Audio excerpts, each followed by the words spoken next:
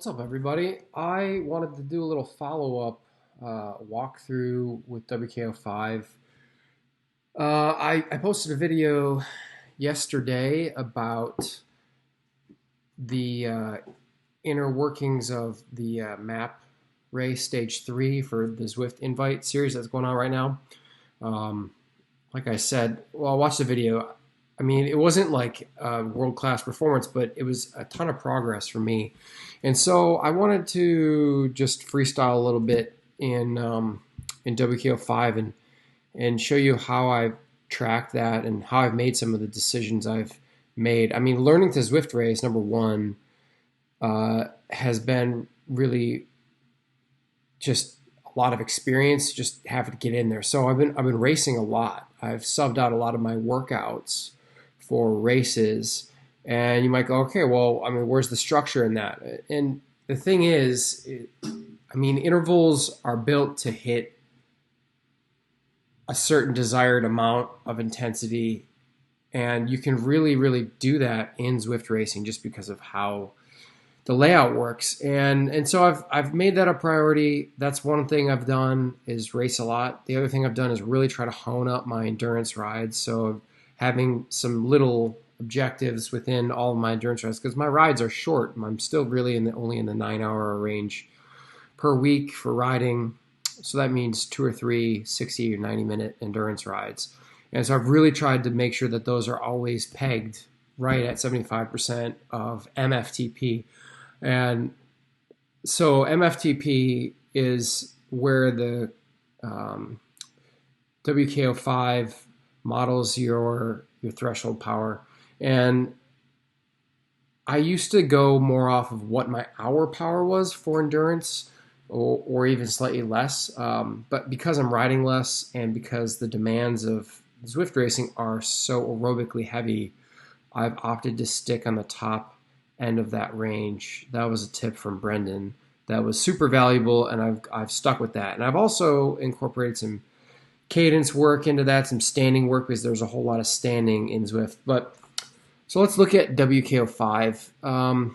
I have it in the 365 day range for me. And you see back here, I rode pretty consistently all through last year, and you can see I kind of took a bit of a break here, just was ramping down, wasn't really training a ton. But you see the MFTP is right around 350, 360. And so from here I was doing a lot of gym work, and in the off season, Brendan and I take this opportunity to experiment, to try out some new stuff, mix it up. It's a way for me to periodize out just like the mental stress of doing intervals. So in the winter, late winter, while I'm lifting, I'm just playing with new ideas and new interval lengths and that sort of thing to keep myself generally fit. I didn't really start ramping up the heavy Zwift racing until like February. But even here, you look at the 1121 and my peak. You look at these peaks. MFTP is relatively stable. It starts to climb as I start to train, but it's relatively stable here. And my son was born on the 9th, and you see this drop in CTL. That's when he was born. I didn't train for a week. There was a full week off. And then I went back straight to it. And so I had this, decent 20-minute power. And that's really from just being fresh. So I think it's safe to put my, pre-season MFTP right around 360, 365. And then I had a big reduction. I mean, I was really already getting ready for him to be born. I wasn't training a ton.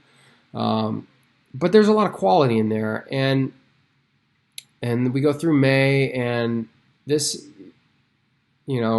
post-COVID, and March, April, May was pretty busy, big adjustments with life and with family and that sort of thing.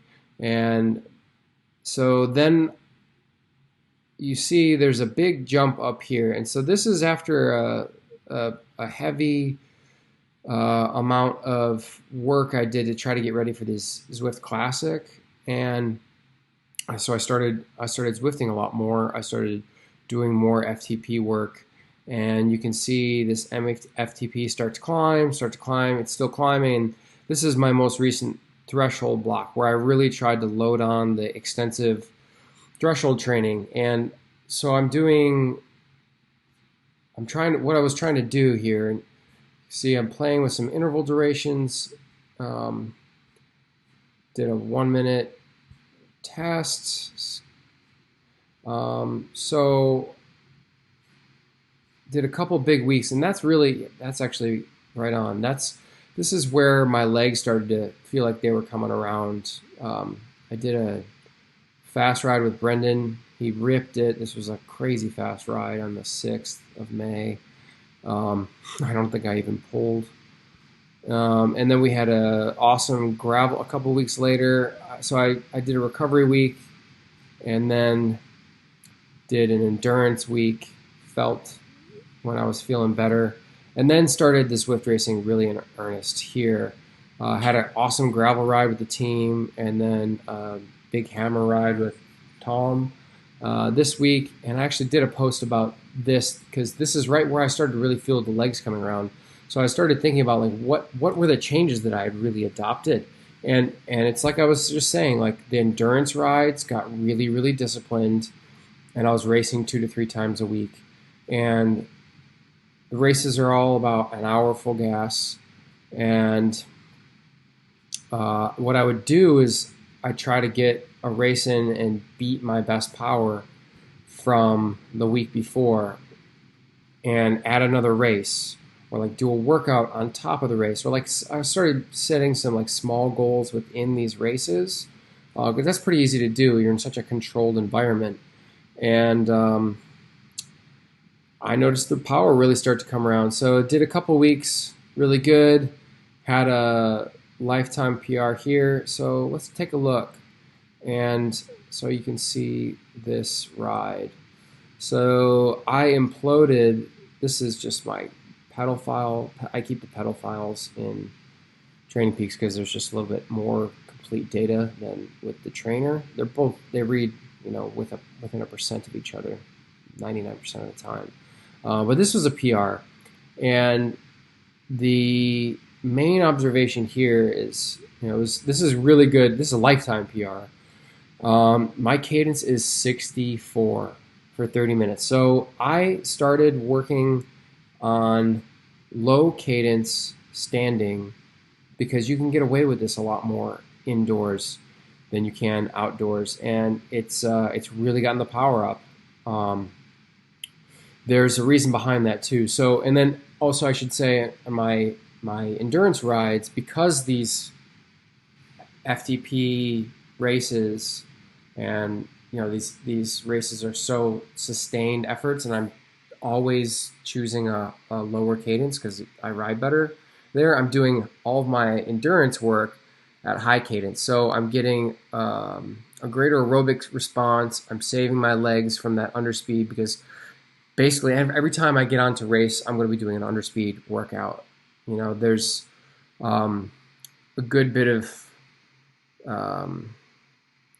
data out there and different people talking about how underspeed is a beneficial way to train, especially when it comes to aerobic, extensive aerobic like FTP. How long can you hold that maximal steady state? I'll talk about that more probably another time. But so all that being said, the races I'm doing end up being way under speed. So I focus on my endurance rides being at either high cadence climbing or seated high cadence. And I go outside for those a lot of the time. When I can, I just jet over to the airstrip. So then the next thing I want to point out is that, so So this MFTP growth was super positive for me. Seeing my VO2 max go up alongside this as well. I haven't really lost weight or gained weight. I stay about the same size. I keep my diet pretty consistent. So the gains really are in aerobic output. My VO2 max has grown a little bit, but I'm not pushing this right now because what I want is actually, I'm not sure what this drop is. I think it's just me correcting my weight from my old race weight, 165. 167 is a little bit more maintainable for me. But you see here the liters per minute is constantly rising, just a little bit, not a lot, because I'm not really focusing on that yet. I'm going to focus on that only when we get close to nationals or some bigger key events. You don't want to do too much VO2 max because it's really demanding and you need to make the workouts really count. That's all I'll say on that. Yeah, so the other I've been doing past couple weeks. I did some sprinty, I guess FRC driven Zwift races, so they're a little bit easier with some sharper efforts. One was on the Richmond course, and then another was in New York. This was Richmond, I believe. And it's a points race, so you get to practice your sprint. The sprints are pretty long, so it ends up being like a good race-specific FRC workout. So then, fast forward to a couple weeks ago, I was going well. I was intending to start resting here this particular weekend. I had just done the Three Sisters verification test for the Zwift Classics, where you test your equipment and send it in. And I was riding pretty well, but I was like, yeah, I think it's about to pull the plug, but I was still going well, so I wanted to see if I can hit it one or two more times and maybe see a slightly better power growth again. And I did actually. Got some more lifetime PRs. Did this TTT, had good legs, then started recovering. This was a rough week. Excuse me. Kiddo's got me tired. It was hot out, so I trained intentionally in the heat. Like I went out during the day and just like really roasted it. An opener ride, and then so I gave myself a full, almost 7 days. So it was like 6 days. And on the 7th day, I tried to do an outdoor full gas effort in like brutal heat. It says 83 was the max, but that's wrong. It was way hotter than that. I train over at this airstrip, and it's just black tarmac. There's no trees or anything. You just bake. But you actually do get a crazy good aerobic response from that. So I wasn't expecting amazing legs because it's coming off of a rest week. You definitely give up a little bit of fitness, nothing noticeable, just you give up a little bit of that race readiness after like 7 to 10 days of endurance. So 343, not great power. But like I said, the heat really took its toll. When it was 91, probably feels like over 100 out there. That was brutal. Especially because I'm typically doing all my hard efforts inside, and I set the temperature 70 and crank the fans. And so then this next ride was some openers. Did some 1 minute VO2s just to get something in the legs. I felt good actually. I felt really good on this ride after that 40-minute effort. So then a couple easy days, and then some more endurance, and then I didn't actually do these. This just some coaching notes from myself, and then I did here. It was not Von 2. It was the other climb in the France map. And it was a good effort. I felt like my legs were back for sure, and so I was able to do 370 for 45. That's inside now. We got a little warm down there. And then the next day was Oh My Crit, which I was like, okay, cool. And at this point, I found out that map race was on the calendar, so I went into this race. It was a good course to test some max effort. So I did basically 2 by 450, which is sweet because that's essentially tying my lifetime indoor power PR. So okay, so now I know my legs are recovered, and I should expect like workout to start improving again. And so then this is just basic endurance. Actually, I was pretty smoked after doing, this was a pretty hard workout. I'm experimenting with the standing erg mode stuff inside, and then this effort was pretty hard. This effort was pretty hard. I was pretty smoked on Sunday, but I stuck to my guns, and when I was on the gas after my little warm-up here, I just ramped it up, and then I think I stopped one time to go to the bathroom or get some more water. But I tried as best as I could to stay right at that 75%, which is 289 for me at 385, give or take, FTP. And that was my legs felt better by the end, so I'm glad I did that. And then that brings us to this week. So this week is all about tuning up for Thursday. So I didn't normally, if I wasn't racing like an important race, I would have maybe hit Tuesday harder with like full focus. But Adam and I got together, and we did a couple races. They were sort of boring and flat, but I chased some stuff down. But I put some work in. 350 average for 15 minutes, and then we decided to leave this race and go to the next race. So I ended up getting around 45 minutes of work in this day at sub threshold. In this race, we raced it pretty hard. There was a couple guys mixing it up, so I did do a bit more effort intentionally, and so I ended up with more like a 2 by 6 at threshold.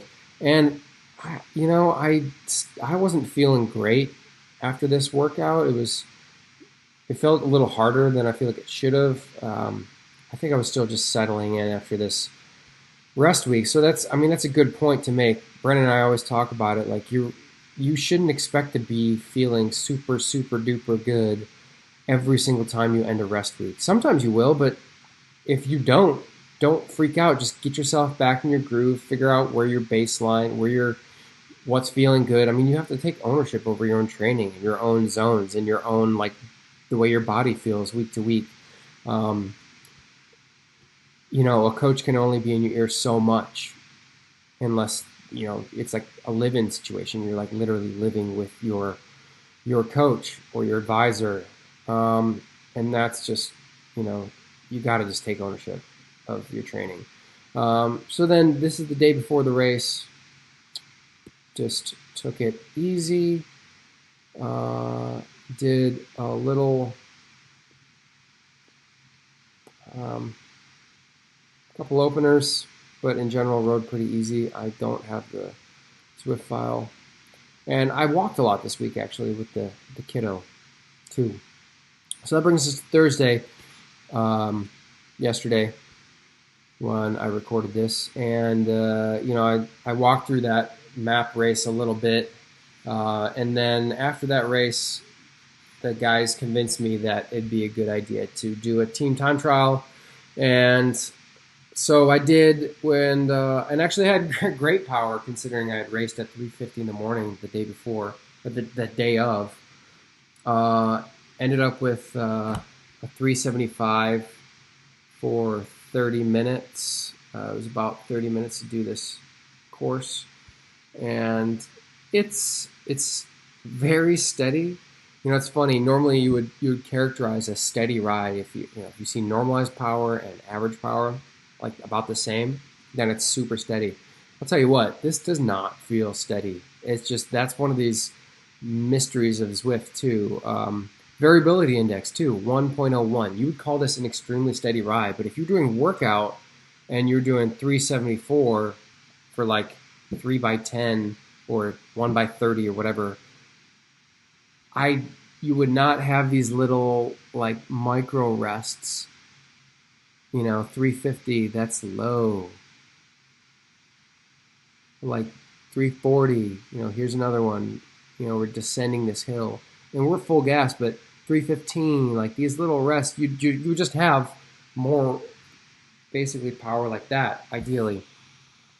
But instead, you're getting these little 40 seconds at 410 and 30 seconds at 414. And I'm not even being very accurate with these highlights, but 47 at 395. Here's another big one. 40 seconds at 431, and then the finish is. So my point is that this is more over under than it is steady state. So at steady state, you achieve a steady state by, it's like a mental and physical balance where you strike this deal with yourself, like, all right, this is as hard as I can go. But because it's a TTT, because it's Zwift, you get these little sections where you're forced to go to a place that's a little bit more uncomfortable than you would have normally hung out at. And there's a ton of value to this type of pedaling. Like, I really think it's probably one of the pieces that's really making Zwift so effective for me, is because I'm forced to constantly be a little more uncomfortable even at threshold than I would be if I were riding at threshold. So I think that's huge, and being able to incorporate the low cadence is another big player here. I think that's all I wanted to cover, really. My computer is hurting right now. Oh no, the last thing was this. No, I'm sorry. No, the last thing was this. 365. That's right. So I've hit the PRs, which is huge. That's really big for me. I mean, I've knocked on the door and passed some lifetime PRs that were around for a really, really long time. I think it's partially because of the focus on Zwift needs to be there, but it's also I've applied this understanding of my phenotype and what I can do to train my particular rider type more efficiently. And I talked about this in the other video, but I'm a high FRC rider. I've been training low cadence for high FRC riders or all-arounders, people with a decent anaerobic capacity. You can train that anaerobic capacity to function more aerobically. Your type 2 fibers, they're trainable. You can do this with the high cadence, so constantly getting that in there. And then just the quality of the efforts I'm doing is higher than if I trained by myself. It's really motivating for me to line up for these races, and the field quality is really good. It's constantly good. Any day of the week you can race a super high quality field. And the result of that is really obvious. I mean, it's more than just the daily PRs. It's the fact that the PRs are clustered. I mean, my CTL, the blue in the background, is not really going. It's not gone up. It's not the highest it's ever been. Would I suffer at the end of a 4 or 5 hour race more than I would have when I ran this high CTL and I did a lot of longer rides? Absolutely, I would. Think about a great example is like, look at these UCI cyclocross guys like Wout van Aert and um, uh, not Evan Pohl, the other guy from, oh gosh, this is gonna kill me. Oh, whatever. Let's just talk about Wout. He's been knocking on the door of Strade Bianchi for a couple of years, but it was only this year that he was able to get that win. And his training is a little different. It's the CX guys. They have this massive power, this massive ability to like gas it and stay on the gas. Huge FTP, huge VO2 max, and they don't have that CTL. They don't have those super long endurance rides. That's what they have to adapt to. So I mean, it's not like if I were to do some long races, I would definitely have to change my training a little bit. But getting this density of lifetime or near lifetime PRs is all about quality of training, quality of work. So that's my +1 for Zwift style racing, using that as a body of your workouts. I'm going to keep checking in on what I'm doing. The really fixing my endurance rides has been another crazy, amazing component to this. Has really helped, and just knowing how to train my particular phenotype in a way that is going to be effective for these sustained threshold races. You can manipulate your fitness if you kind of know what the pieces are to your individual fitness puzzle. So yeah, hope this was helpful, and hit me up if you want me to run your work through WKO5. You can get a lot of clues and a lot of insights on how to train better, and I'm happy to help. So hit me up, Patrick at evoke.bike. Thanks everybody, and if you made it to the end, props.